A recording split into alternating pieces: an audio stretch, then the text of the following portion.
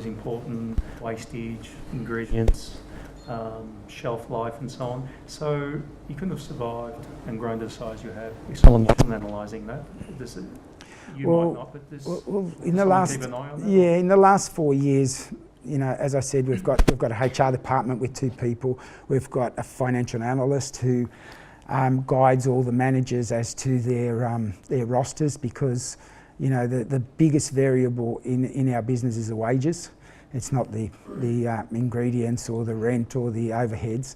It's in the wages, and if they don't get that right, and you know, supervisors and managers are dealing with 30, 40 people doing rostering. For us, it's 1 or 2% is just such a big deal, and that's got to be kept under control. So we've got a financial analyst, we've got a purchasing officer that looks at buying, and because that is such a big deal now because of the quantity of product we buy. I think, you know, some of the quantities, he said, get a few things together, which I'd never, and it really opened my eyes. Things like coffee, you know, at the moment between all of our stores, it's about 700 kilos of coffee, which equates to about 60 to 70,000 cups a week. 10 tonnes of milk a week.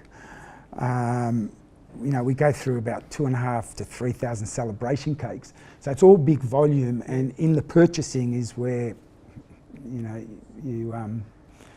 and in the wastage as well. It's all got to be controlled. I mean, 60, 70,000 cups, it's a phenomenal amount. Yes. I remember the day that, you know, the barista used to be in Faraday Street there.